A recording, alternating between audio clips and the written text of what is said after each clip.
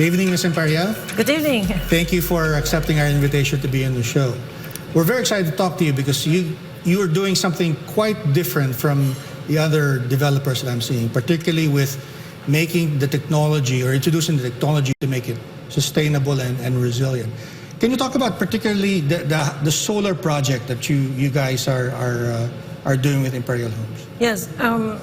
Actually, to date, we have committed about 8,000 housing units to the IFC and World Bank, that it will become the solar-powered community with EDGE certification.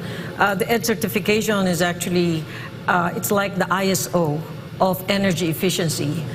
So the company started in 2014. We launched it in 2015.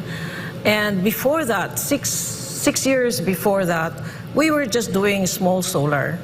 And when we did that, you know, some Belgian company, who's a global company, Infinity Global, heard what I was doing, putting the small solar, and I was even using acid battery to put on my small houses. And he said, "What are you doing?" I said, "You know, you're a solar farm developer. You know, you put solar farms, and then here am I doing this, but you see that there is like 6.7 housing backlog in the country, and if you put the solar on the rooftop of the 6.7, you create a farm immediately." And he said, and I said, "It's going to be a very sustainable business for you, being a foreign investor." So he joined. You've been doing this for 20 years, and if I remember correctly, the description back then was leisure homes, and then you made this transition to sustainable and resilient with solar technology. How did that come about? Did you get inspired with something that you saw, or was it more of an opportunity that came your way? How did you get started?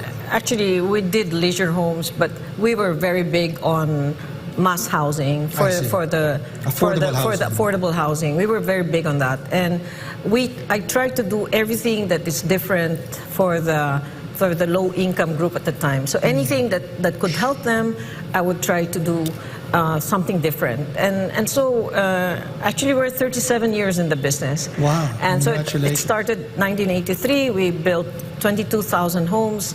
But out of these 22,000 homes, we are now currently developing about 8,000 to become sustainable and resilient in the future. So that's 22 plus 8, that's 30,000. Wow. So we have done 2,000 of solar-powered homes community in different locations, and that's equivalent to 3 megawatt.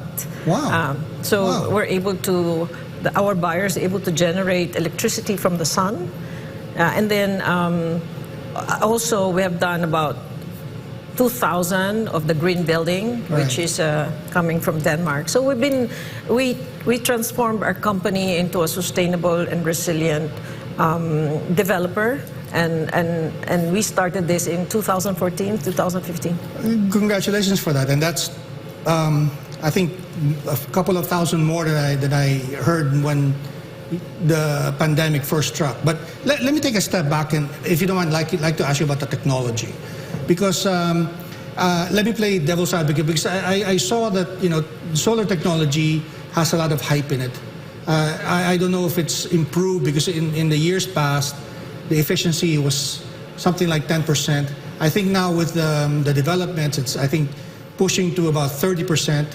But maybe you're more up to date. How much efficiency do we get out of the solar panels that are available now, the ones that you guys are using? The solar panels that we're using is actually you know, there are many tiers of these solar solutions, and we're only using tier 1. Okay. And the tier 1 is about, it lasts 25 years. There's guarantee, there's a warranty to last 25 years. That means it continues to generate solar electricity for 25 years. And the efficiency is about 80% nowadays. Oh, so wow. it's really, it's not no longer 30. Okay. So, so it's improved quite a bit. Yeah, and this is a semiconductor technology. So the longer the future is going to be probably bigger in capacity, but smaller in sizes, and then maybe cheaper. And it's now cheaper from 100 pesos before. It's now 50 pesos per watt. So it has really gone down. So it's now even comparable, cheaper to coal. So why use coal, right? Right. Well, why particularly solar? I mean, did you look at wind technology, for instance, or was that more difficult? Because I guess we have an abundance of sunshine, and you have to do wind mapping. But no, as I said, I had this thing about getting just focus on my core competence, and also my late husband used to be a very good politician from Legazpi City, and he was always focused on helping the low income group, and I'm a UP person, you know. The UP people are very nationalistic, want to help and all that. So I just focus on doing things that will make a difference. That's another thing. Yeah, you said make a difference. That's exactly what you're doing, because when you think about high technology, such as solar and whatnot, it's normally, well, at least I associate it with homes that are expensive. But your business is really geared towards helping those who can afford these homes. Yeah, I try to break the myth. Okay. I always say that solar is expensive. It's only for the rich. Right. And nobody really believed me. Everybody was trying. A lot of skeptics out there. Yes, everybody was trying to dissuade me to pushing the technology because I'm just wasting my time. Right. Yes, it's going to add a little bit of enhancement to my houses, but it's not going to help. Right. So and I said, I don't think so. And even with all of that, I continued with my, I persevered. I actually, Klink, the secret there was the financing. That's a big issue. It is even IFC and World Bank didn't know how I did it. Yeah. And, IFC is the International Finance Corp. Yeah. Because when they learned that, I was going to launch the first solar-powered community here, they all asked me to make a speech in Washington, D.C., and in front of 250 delegates, and they asked me how I'm going to do it. And because of that, the company got the first ED certification, which is an ISO equivalent certification for energy efficiency.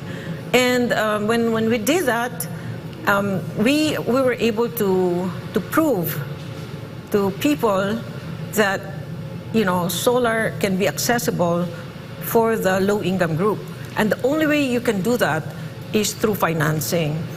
And I was very lucky early on. By the way, 2 years in the making, I was able to convince a Pag-ibig fund through, at that time, Ahmad Moti, who's now the president of Pag-ibig Fund. Ahmad, he was the CEO, deputy COO. I convinced him about putting solar available to the Pag-ibig members. And it was really tedious work because it took them 2 years to understand what it is. And then finally, in 2015, I remember it, May 2015, they approved the solar to be included in the houses. Yeah. So that was the big break. I'd like to pursue that some more, but I was going to move on. But this is so interesting. I'd like to ask you more questions about it. But first, we'll take a break. We'll be back shortly with Emma Imperial of Imperial Homes.